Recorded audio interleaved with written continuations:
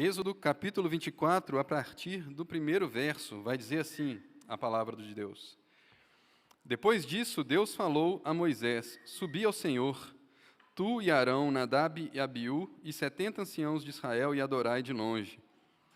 Só Moisés se aproximará do Senhor. Os outros não se aproximarão, nem o povo subirá com ele.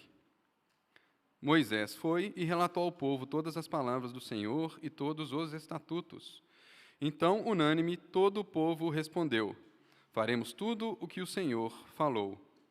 Então Moisés escreveu todas as palavras do Senhor. De manhã cedo, ao se levantar, Moisés edificou um altar na base do monte e 12 colunas de pedra, segundo as 12 tribos de Israel.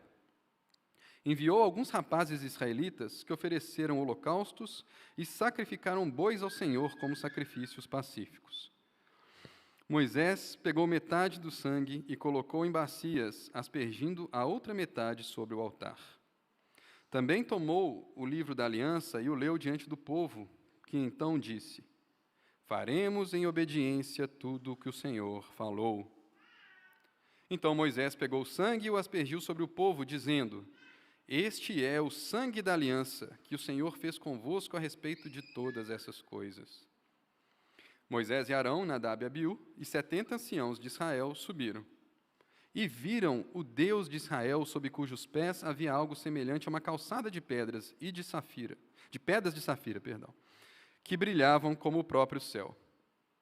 Mas Deus não estendeu sua mão contra esses israelitas escolhidos. Eles viram a Deus e depois comeram e beberam. Depois dessas coisas, o Senhor disse a Moisés: Sobe até mim no monte e espera ali. Eu te darei tábuas de pedra com a lei e os mandamentos que escrevi, para que ensines a eles. Então, juntamente com Josué, seu auxiliar, Moisés levantou-se e subiu ao monte de Deus, e disse aos anciãos: Esperai-nos aqui, até que voltemos. Arão e Hur ficarão convosco. Quem tiver alguma questão, dirija-se a eles. E tendo Moisés subido, a nuvem cobriu o monte. E a glória do Senhor repousou sobre o monte Sinai, e a nuvem o cobriu durante 6 dias.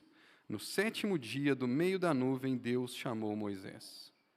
Aos olhos dos israelitas, a aparência da glória do Senhor no alto do monte era como fogo que consome. Mas Moisés entrou no meio da nuvem enquanto subia o monte. Moisés esteve no monte 40 dias e 40 noites. Até aqui, oramos uma vez mais. Bondoso Deus, nós te bendizemos pela tua palavra e nós te pedimos a tua graça, Senhor, naquele que prega e naquele que ouve, para que ela seja o que de fato ela é, Deus, viva, que ela possa nos expor, Deus, expor os ídolos do nosso coração, que ela possa nos levar à obediência, cativo, Senhor, à obediência de Cristo. Deus, fala conosco pela tua palavra, Senhor. Nós não temos ouvidos capazes de ouvir se o Senhor não nos abrir, Deus. Nós não temos palavras para expressar se o Senhor não encher as nossas bocas. Deus, nos ajude, Deus. Nós estamos em completa dependência do Senhor, Deus, a nos aproximar da tua palavra. E nós queremos, Deus, falar, Deus, declarar ao Senhor que nós fazemos isso em fé, porque nós cremos no Espírito Santo e na sua obra, Pai. Em nome de Jesus. Amém. Bom, meus irmãos, como eu disse, é um evento crucial na história de Israel. Não é exagero dizer que todos os últimos capítulos vinham sendo construídos, ao menos ali do capítulo 19 para frente, vinham sendo construídos para que chegasse neste momento. Nisso que está aqui relatado em Êxodo 24. Porque neste momento, segundo o relato desse capítulo, Israel está dizendo sim aos termos da aliança que Deus se propôs a fazer com eles. A aliança é, do começo ao fim, iniciativa do Senhor. Ele tira o povo do Egito, ele manda que o povo se prepare, ele desce ao Monte Sinai, ele declara cada cláusula dessa aliança. E Israel agora tem uma decisão a tomar. Israel precisa dizer o sim para essa aliança. E nós vamos ver, nessa pregação de hoje, como esses eventos que selam a primeira aliança são utilizados para o Novo Testamento para lançar a luz sobre a nossa relação com Deus, sob a nova aliança nos dias de hoje. Então, é um evento, sim, meus irmãos, de certa forma, climático aqui no livro de Êxodo. O livro está prestes a mudar de tom, a partir do verso 25, ele vai se concentrar quase que 100% na construção do tabernáculo. Então, a gente precisa examinar esse trecho com muita atenção. Moisés está no alto do Sinai, recebendo as palavras dos estatutos de Deus, aquilo que ficou conhecido como o livro da aliança, de que já falamos nos últimos 2 domingos, e agora ele vai descer. E prestes a descer do Sinai, ele escuta Deus dizendo que ele deve subir uma vez mais. Mas a próxima vez que Moisés subir no monte, ele não subirá sozinho, e é assim que abre-se o nosso trecho. No verso 1, Deus manda que Moisés suba junto com Arão, Nadab, Abiú e 70 anciãos de Israel, e eles deveriam adorar de longe. Arão, Nadab e Abiú, trata-se de um pai e 2 filhos. Arão era pai de Nadab e Abiú.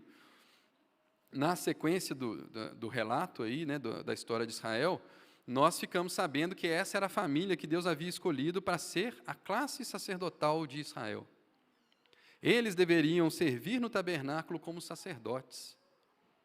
Então, o fato de eles terem um acesso a Deus, por assim dizer, maior do que o povo, já prefigura essa função sacerdotal que em breve exercerão. O povo tinha que ficar a uma certa distância, mas a eles foi permitido subir parte do monte. A eles e a 70 anciãos de Israel. Quem são esses 70 anciãos de Israel?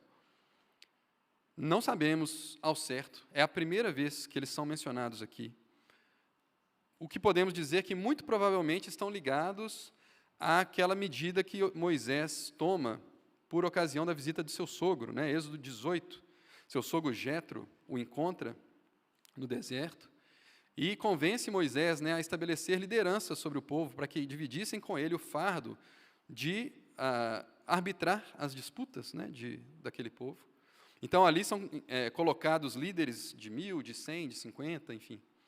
Mas lá não é dito esse número 70, então nós não sabemos exatamente quem são, muito provavelmente são líderes, e quase certamente estamos falando aqui de representantes de todas as tribos de Israel. Então, a eles foi dado um acesso, por assim dizer, diferenciado, né, ao monte do Senhor. Mas ainda que eles tenham recebido a permissão de subir metade do monte, só Moisés tem a pulseirinha VIP Plus, né? Só Moisés vai subir o restante, sozinho, até a presença do Senhor, até entrar na nuvem. Isso está ali no verso 2, né? Somente Moisés se aproximará. Os outros não, e o povo também não. Então, Deus fala isso com Moisés, e a gente poderia arrancar aqui, teoricamente, os versos 3 a 8, porque é só no verso 9 que a gente vai ver Moisés obedecendo, né, essa ordem. Moisés vai subir, e aí no verso 9 é que Moisés sobe. Mas por que a gente não pode arrancar o verso 3 a 8? Porque é essencial, crucial para o que vai acontecer depois, o que está relatado aqui nos versos 3 a 8. Nos versos 3 a 8, Moisés vai obter do povo, por assim dizer, a aceitação dos termos da aliança. Então é isso que a gente encontra no verso 3. Ele desce do monte e declara ao povo todas as palavras do Senhor e os estatutos. Palavras referindo certamente aos 10 mandamentos e estatutos ao livro da aliança, aquilo que nós vimos daquele trecho grande, né, que ocupa boa parte do capítulo 20 até metade do capítulo 23. Moisés relata essas palavras, né? Ele tinha sido o único recebedor do livro da aliança até então, ele vai relatar isso ao povo, e unânime o povo responde: faremos tudo o que o Senhor falou. O que é isso? Didaticamente, podemos dizer que Moisés obteve o aceite verbal, né, de Israel. Israel falou que aceitaria aqueles termos que acabaram de ser relatados. Então, didaticamente, é interessante ver que o que Moisés faz em seguida é uma espécie de oficialização desse aceite verbal. Vamos tornar isso oficial, então. Vamos fazer isso de papel passado. E é literalmente o que acontece aí no verso 4. Né? Moisés vai e faz o quê? Ele escreve as palavras. Né? Então, Moisés escreveu todas as palavras do Senhor. E aí ele vai fazer um ritual de confirmação dessa aliança, de aceitação dessa aliança. Ele vai construir um altar, né? Ainda no verso 4, de manhã cedo, Moisés edificou um altar na base do monte, 12 colunas, segundo as 12 tribos de Israel. O altar tinha sido mencionado no livro da aliança, né? Êxodo capítulo 20, a gente falou isso semana passada e na anterior, que ele abre com instruções sobre o culto a Yahvé, né? Fecha, o livro da aliança abre assim e fecha com louvor, não sei se os irmãos se lembram, e ele abre justamente com instruções sobre a construção de um altar. Então a gente vê aqui Moisés construindo esse altar.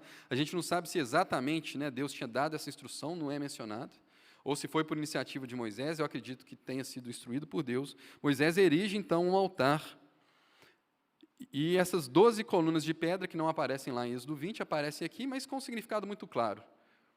Elas estão representando, né, o próprio texto diz para nós, elas estão representando todo o povo de Israel, as 12 tribos de Israel estão ali sendo apresentadas como o próprio ofertante dos sacrifícios, né? Aquela entidade, aquela personificação do ofertante, aquele que está trazendo os sacrifícios para serem oferecidos diante do altar, é todo o povo de Israel entrando ali, então, como ofertante daquele sacrifício.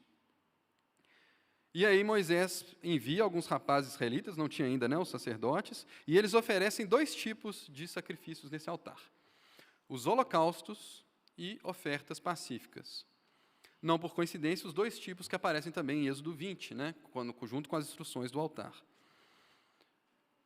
E para a audiência aqui, era claro o que isso significava, para nós é importante dizer, né, o que são os holocaustos e os sacrifícios de paz. Holocaustos é uma palavra que vem do grego, esse prefixo holos, né, significa inteiro, por completo, né, então a gente tem holograma, holocracia, e caustos tem a ver com ser queimado, né. Então, qual que é a ideia? Holocaustos era um sacrifício que era inteiramente queimado. Quando esse sacrifício era trazido para o altar, nenhuma parte do animal era deixada de fora, tudo era queimado sobre o altar, e o sangue do animal era aspergido no altar, durante esse sacrifício. E o holocausto, meus irmãos, ele estava associado à expiação de culpa, ofertas de expiação de culpa. Então, quem oferecia um holocausto no altar? Quem tinha a consciência de culpa e precisava receber a expiação do seu pecado. Então, o simbolismo aqui é claro, né? Israel, diante de Deus, está apresentando um sacrifício pela expiação dos seus pecados. E tem o outro sacrifício, que são as ofertas de paz, ofertas pacíficas. Diferente do holocausto, né, que era queimado inteiramente, a oferta pacífica não era queimada completamente. Na oferta pacífica, apenas a gordura do animal era colocada sobre o altar para ser queimada. Posteriormente, né, quando tivessem os sacerdotes, parte desse animal seria dado como porção de sustento para os sacerdotes, é dessa parte que eles viveriam.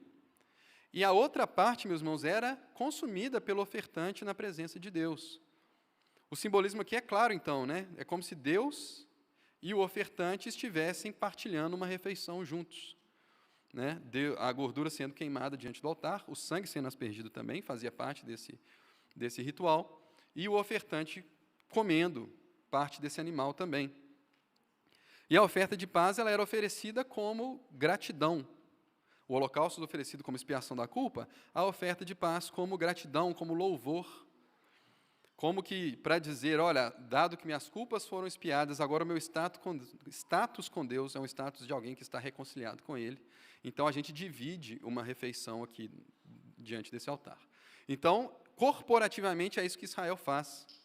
Eles têm os seus pecados expiados e participam de uma refeição de comunhão com o Senhor. E exatamente esses 2 aspectos, a expiação do pecado, por um lado, e a comunhão por outro, é que vai espelhar o uso que Moisés faz do sangue desses animais. Veja aí no verso 6. Moisés pegou metade do sangue e colocou em bacias, aspergindo a outra metade sobre o altar. Aspergir sobre o altar tem a ver com esse ritual de expiação, com essa expiação da culpa. E a outra metade a gente já vai falar sobre o que Moisés faz com ela. Mas antes de usar essa outra metade, Moisés faz o quê? Verso 7. Tomou o livro da aliança e o leu diante do povo, aquilo que ele tinha acabado de anotar, né, no verso 4. Leu diante do povo, que então disse: faremos em obediência tudo o que o Senhor falou. Praticamente um espelho, né, do verso 3. No verso 3 ele relata, o povo responde. Aqui ele lê o que ele escreveu e o povo responde. Por isso que eu falei que didaticamente é interessante. É como se Moisés estivesse pegando agora a assinatura do povo, né? Agora tem um contrato escrito. Então esse aceite verbal está ganhando contornos finais. Depois, e é muito importante, depois da oferta de sacrifícios, Moisés, então, repete as palavras do livro da aliança, e o povo repete a sua aceitação. Uma vez aceito os termos da aliança por Israel, Moisés vai usar a outra metade do sangue. De que forma? Se metade era expiação, a outra metade é comunhão. Então ele vai aspergir o sangue, está aí no verso 8, sobre todo o povo. Então Moisés pegou o sangue e o aspergiu sobre o povo, dizendo: este é o sangue da aliança que o Senhor fez convosco a respeito de todas essas coisas. Que todas essas coisas, os estatutos, as leis, os mandamentos, que acabaram de ser lidos para Israel. Este é o sangue da aliança. Como que a gente entende isso? Gente, toda aliança no mundo antigo era selada com a morte de algum animal. E esse sangue representava ali que essa aliança estava em vigor. Então Moisés está apontando para o sangue que está sendo aspergido sobre o povo e dizendo: gente, sabe o sangue que precisa selar uma aliança? Então, é esse. Esse é o sangue que sela a aliança que Yahvé fez conosco a respeito dessas coisas. Então, nesses dois elementos, a aliança está sendo confirmada, na aspersão e na refeição comunitária. Na aspersão, na expiação e na comunhão. Pois bem, termina o nosso trecho de oficialização, então, da aceitação por Israel. E agora, como eu disse, retoma a obediência à sequência dos fatos. Conforme orientado por Deus, então, Moisés vai subir novamente ao monte, dessa vez acompanhado, é o que está lá no verso 9. E vai acontecer uma coisa extraordinária, nada menos do que extraordinária, nos versos 10 e 11. As duas coisas são extraordinárias. A primeira delas: viram o Senhor, Deus de Israel, sob cujos pés havia algo semelhante a uma calçada de pedras de safira que brilhava como o próprio céu. E a segunda coisa extraordinária é que Deus não estendeu a sua mão contra esses israelitas escolhidos. Eles viram a Deus, depois comeram e beberam. Eles viram a Deus. O que a gente faz dessa passagem, né? Viram a Deus. Se logo adiante, Êxodo 33... famoso episódio em que Moisés pede para ver a face de Deus, Deus vai falar para Moisés: olha, eu vou te mostrar minhas costas, porque nenhum mortal pode ver minha face e sobreviver. Como a gente faz? O que a gente faz então com o Evangelho de João, né, que fala que ninguém jamais viu a Deus, mas o unigênito que está no seio do Pai foi quem o revelou? Irmãos, da mesma forma que Deus não tem costas, né, mas Moisés vê a Deus pelas costas, o que a gente deve entender aqui é que aquelas pessoas, né, Moisés e os representantes de Israel, veem a Deus pelos pés. Essa é a ideia que está aqui. Por isso que os pés de Deus estão sendo descritos aqui no verso 10. De fato, nenhum ser humano é capaz de ver, de contemplar a face de Deus, a completa glória de Deus e sobreviver. Eles têm um vislumbre de quem Deus é. E o que eles veem, gente? Que nos pés de Deus há semelhante a uma calçada de pedras de safira que brilhava como o próprio céu. Eles veem um lindo brilho azul celestial na presença de Deus. Azul celestial, vamos só gravar isso sem, tá? Depois você vai falar com Deus que você não sabia o lado certo, tá? Quando você chegar lá. O azul celeste está aqui na Bíblia. Então eles veem o azul celeste, gente, na presença de Deus. Mas qual que é a ideia, gente? É que o esplendor do brilho do céu na presença de Deus é o quê? Chão. É pavimento dos pés de Deus. Deus é tão glorioso, tão maravilhoso, que a maravilha do céu azul diante de Deus é chão.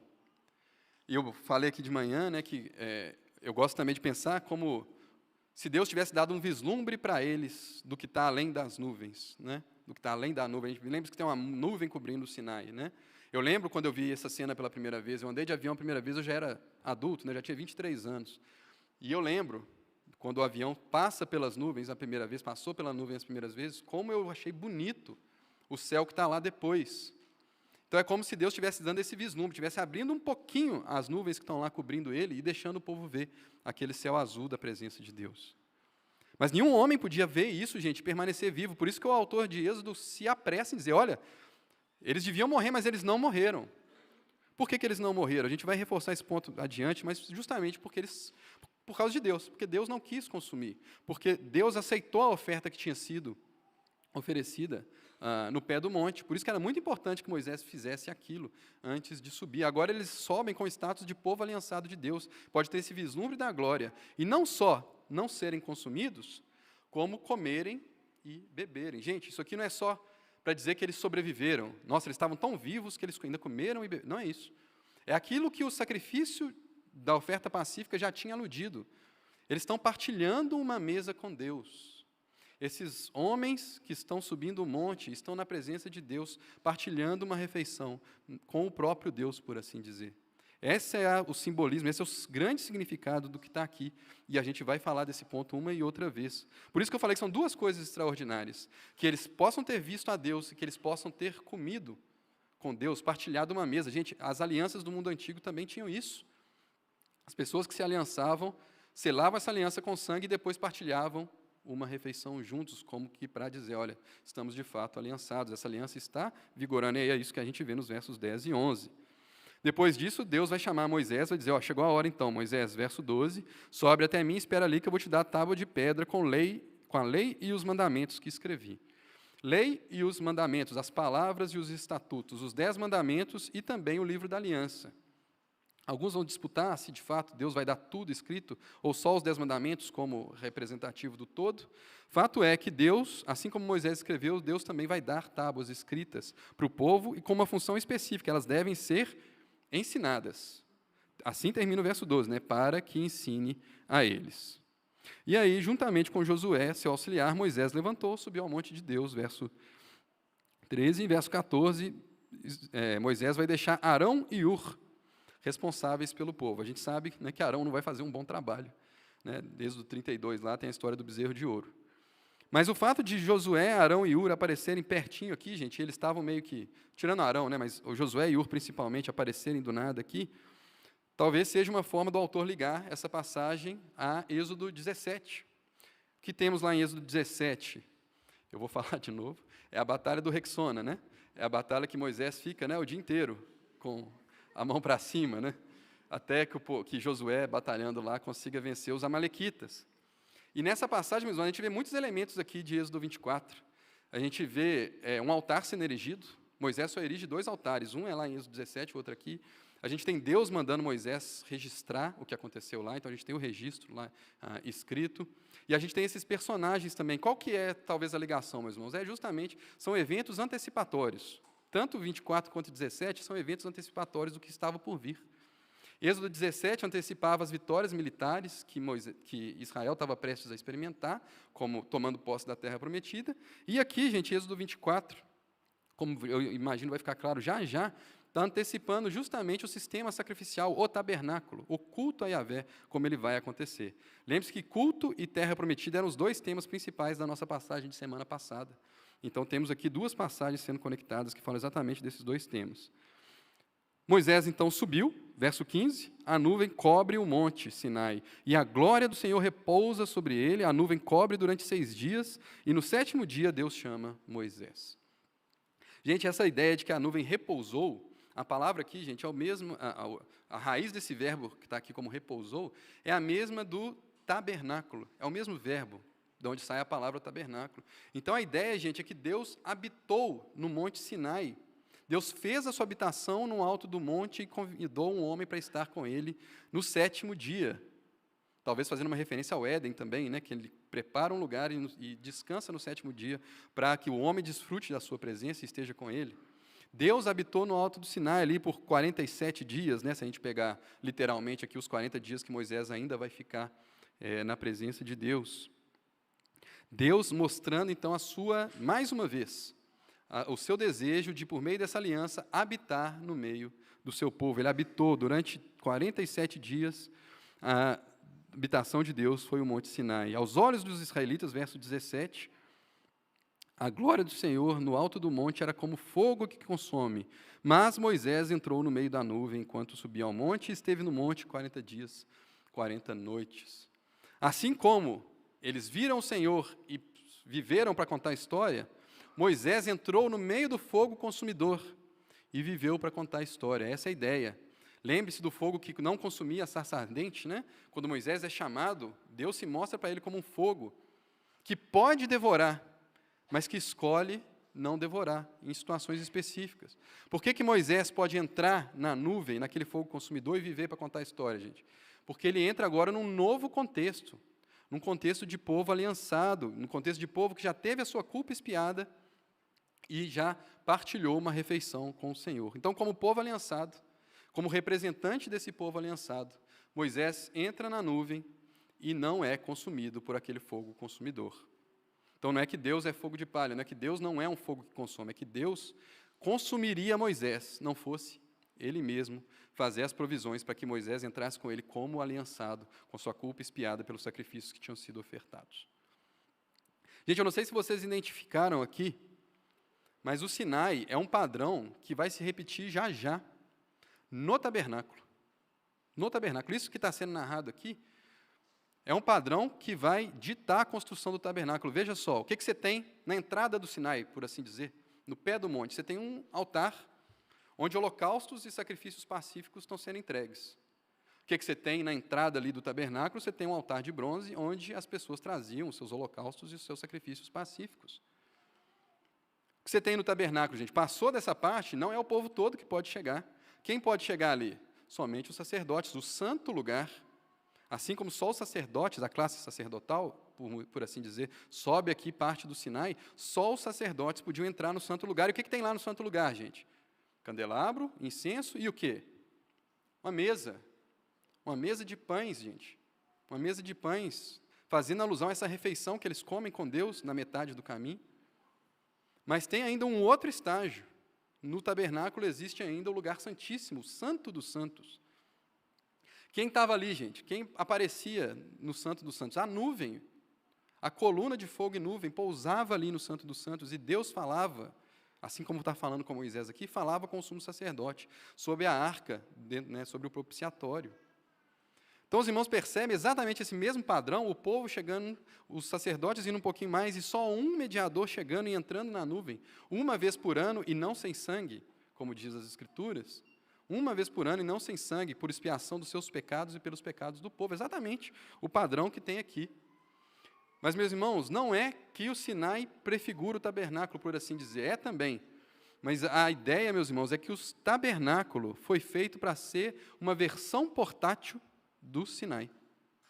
Literalmente portátil, né?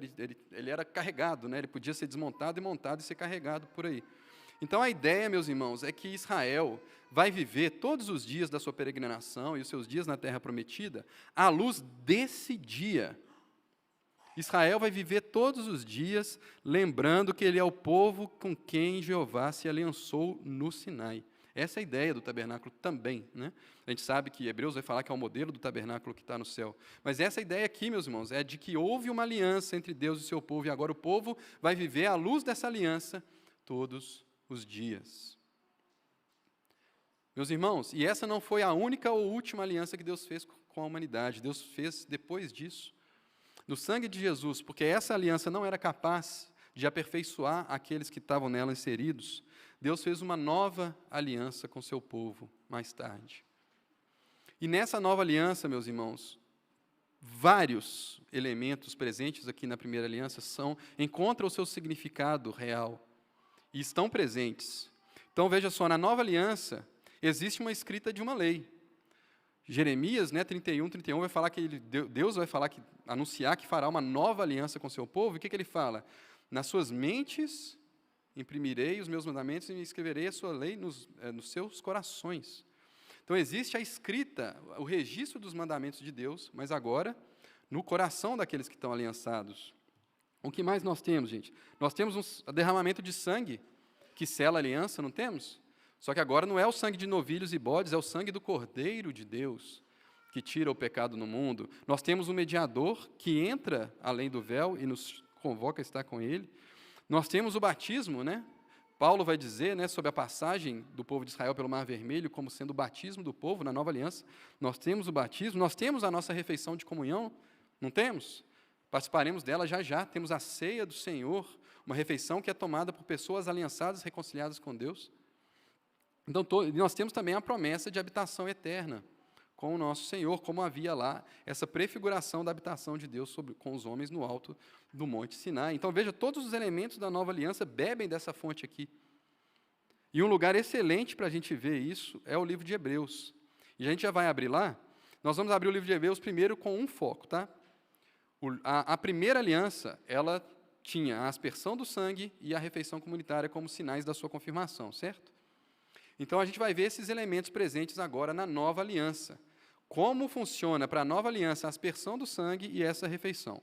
Então, em relação ao primeiro ponto, a aspersão de sangue, vamos abrir aí Hebreus capítulo 9.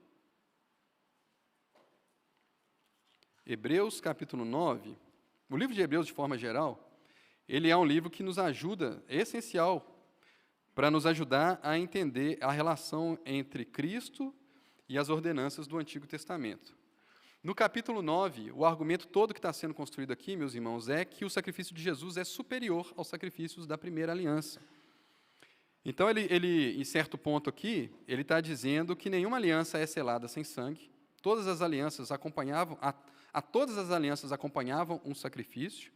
Então, ele fala da necessidade do sangue, e aí no verso 18 que nós vamos ler, ele vai pegar esse argumento para dizer o seguinte: então, toda aliança tem que ter sangue. Tanto é assim que nem a primeira aliança foi consagrada sem sangue, visto que, depois de anunciar a todo o povo todos os mandamentos segundo a lei, Moisés tomou sangue de novilhos e de bodes, com água, lã vermelha e sopo, e aspergiu tanto o próprio livro como todo o povo, dizendo: este é o sangue da aliança que Deus vos ordenou. Nós sabemos de onde saiu isso, né? Acabamos de ler. Isso é exatamente Êxodo 24. Da mesma forma, também aspergiu com sangue o tabernáculo e todos os utensílios para o culto. Ainda não vimos isso em Êxodo, é o próximo assunto. 22. E segundo a lei, quase todas as coisas são purificadas com sangue, e sem derramamento de sangue não há perdão. Então, veja, assim como os holocaustos, aqui o autor de Hebreus associa o derramamento de sangue da aliança, gente, ao perdão, à purificação. Segundo a lei, todas as coisas são purificadas com sangue, sem derramamento de sangue não há perdão. Mas esse sangue vertido na primeira aliança, esses sacrifícios oferecidos, então, não eram suficientes para limpar de vez a nossa consciência culpada diante de Deus, porque eles eram somente sacrifícios que apontavam para um sacrifício futuro. E esse é todo o argumento aqui de Hebreus 9. Por isso que você chega no verso 28 aqui de Hebreus 9, e está lá: assim também Cristo, oferecendo-se uma só vez para lavar os pecados de muitos, aparecerá, segunda vez, não por causa do pecado, mas para a salvação dos que esperam por ele. Os primeiros sacrifícios tinham que ser oferecidos múltiplas vezes. Agora, Cristo, o sangue da nova aliança, quando ele é derramado, ele é oferecido uma vez só. Então, traz para a gente aqui, gente, uma noção de sacrifício completo, eficaz, de sacrifício que só precisa ser oferecido uma única vez. Então, na nova aliança, assim como na primeira, existe o sangue derramado? Existe. Existe a aspersão do sangue? Existe. Veja o que nós vamos ver agora no capítulo 10, verso 19, ainda em Hebreus, tá? Hebreus 10, 19. Portanto, irmãos, tendo coragem para entrar no lugar santíssimo, lugar santíssimo não é lugar de ter coragem não, né? A gente sabe, a presença do fogo consumidor lá, ninguém podia entrar lá sem sangue, era um lugar terrível. Mas olha o que ele fala: ter coragem para entrar no lugar santíssimo por causa de quê? Por meio do sangue de Jesus, por causa da excelência do sacrifício de Jesus, o sangue dele é capaz de nos dar um status permanente, um acesso permanente à presença de Deus, algo que antes somente Moisés e mais tarde o sumo sacerdote poderiam ter esse acesso ao lugar santíssimo. A presença de Deus, a nuvem, a coluna de fogo de nuvem pode ser acessada. Por quê? Porque o sangue de Jesus foi derramado, mas não só derramado, veja, pelo novo e vivo acesso, verso 20, que ele nos abriu através do véu, isso é, do seu corpo, tendo um grande sacerdote sobre a casa de Deus, aproximemo-nos com o coração sincero, com a plena certeza da fé, com o coração purificado da má consciência e tendo o corpo lavado com água limpa.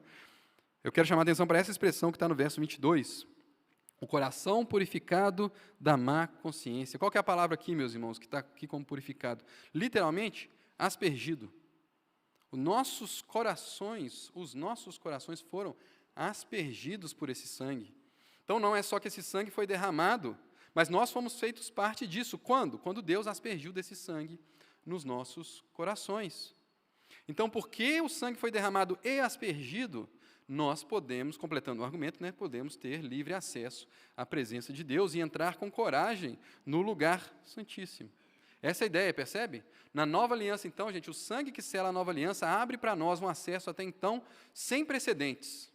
nós estamos agora com acesso livre à presença real do próprio Deus. E nós não seremos por ele consumidos. Por quê? Porque o sangue de Jesus foi aspergido em nós.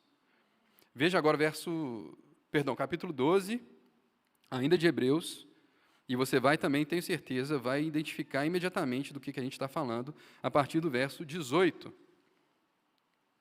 Hebreus 12, 18 vai falar assim: ainda não chegastes ao monte palpável e em chamas, à escuridão, às trevas, à tempestade, ao ruído da trombeta, ao som das palavras, que as que ouviram suplicaram que não se lhes falasse mais, porque não podiam suportar o que lhes era ordenado.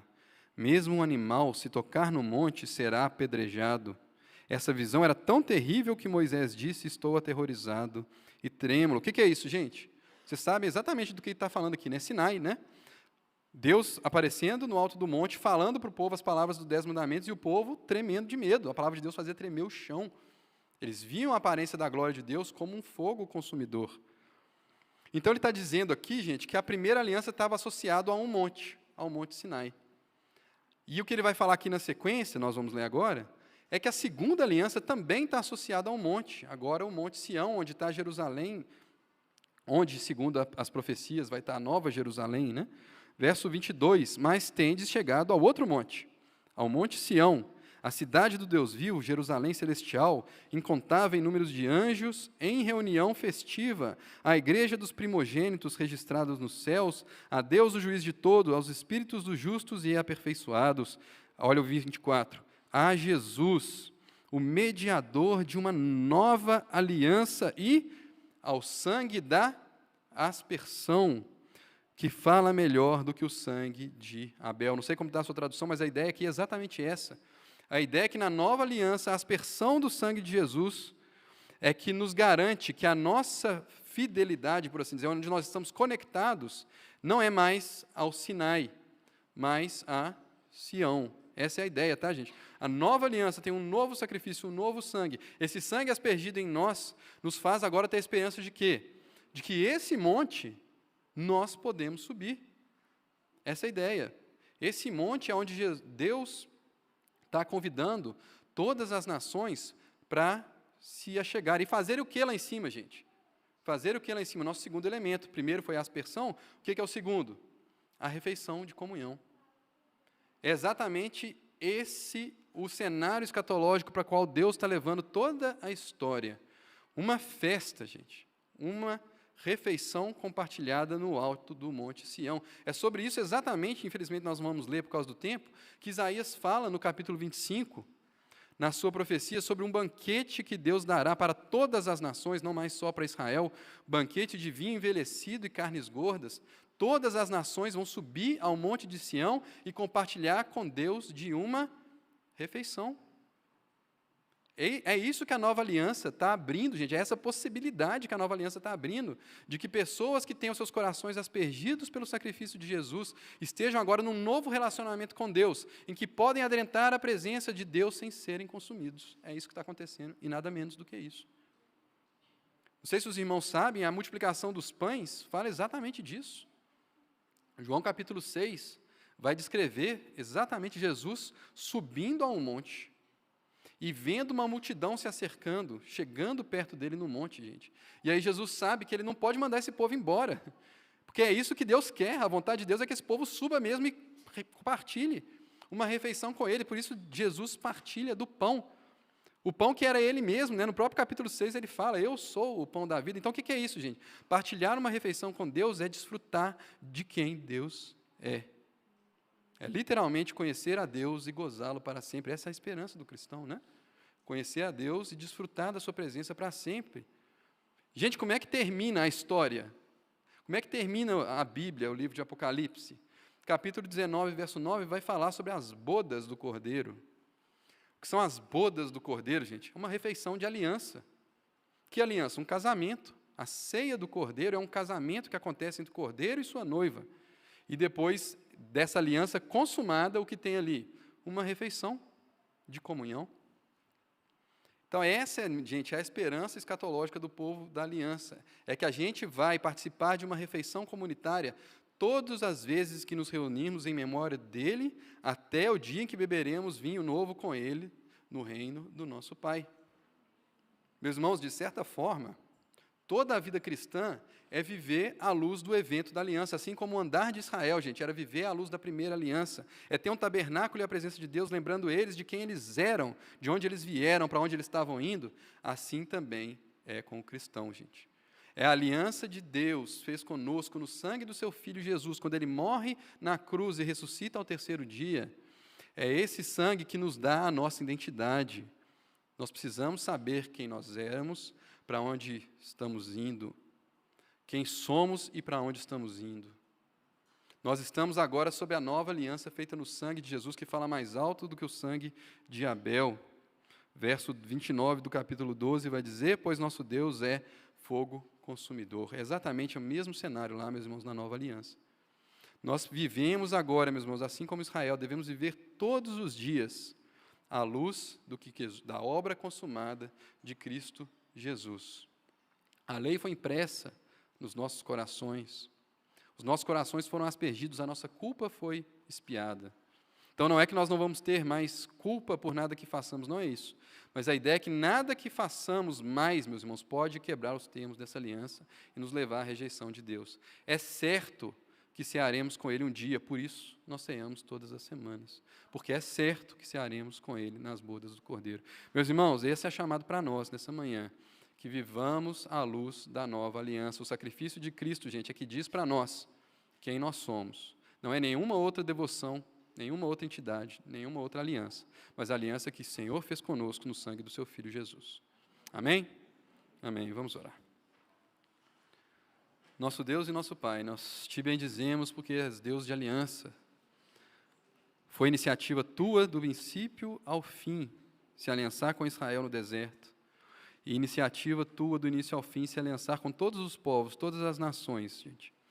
Todas as gentes de todas as partes do globo, Senhor. Obrigado, Deus, nós te louvamos porque o Senhor fez toda a provisão, Deus. O Senhor fez toda a provisão para que o Senhor pudesse habitar com o seu povo, como era teu desejo sempre, Deus. Obrigado, Deus. Que Deus é esse que deseja habitar com o seu povo e não poupa o seu próprio Filho, Deus, antes de o dar gratuitamente, Senhor. Graciosamente, por pecadores, por inimigos, Senhor. O sangue da aliança que é aspergido em nossos corações, Deus, é o sangue da reconciliação, Deus. Nós éramos teus inimigos, Deus, e foi por inimigos que o Senhor Jesus verteu o seu sangue. E obrigado, Senhor, porque nós vivemos agora, Deus, à luz dessa nova aliança, sob esse novo tempo, Deus, em que temos acesso livre, com coragem podemos estar na Tua presença, Senhor, todos os dias, sabedores, Deus, de que um dia ela vai ser tão real, Deus, quanto esse púlpito e esse microfone, e essas cadeiras e esse lugar, Deus, para nós. Senhor, nós ansiamos, Deus, por partilhar uma mesa contigo, Senhor. À mesa, Senhor. Nós queremos assentar à mesa contigo, Deus. Muito obrigado, Senhor. Que Deus é esse? Que prepara uma mesa e nos convida a fazer parte dela. E dá de si mesmo, Senhor, nessa mesa. Deus, só o Senhor é Deus e nós te agradecemos. No nome de Cristo Jesus, nós te agradecemos. Amém. Amém. Gente, muito bom que possamos participar da ceia, né? Depois de ouvir sobre essa nova aliança. E é o que faremos agora. Então, nesse momento do culto, eu te convido a cantar junto conosco, mas também não deixar que essa verdade saia do seu coração, de que essa é uma refeição que sinaliza a nossa aliança, a aliança que foi consumada com o derramamento e expiação do sangue de Jesus. Então, os elementos vão ser distribuídos, nós vamos cantar juntos e já participaremos com alegria da ceia do Senhor.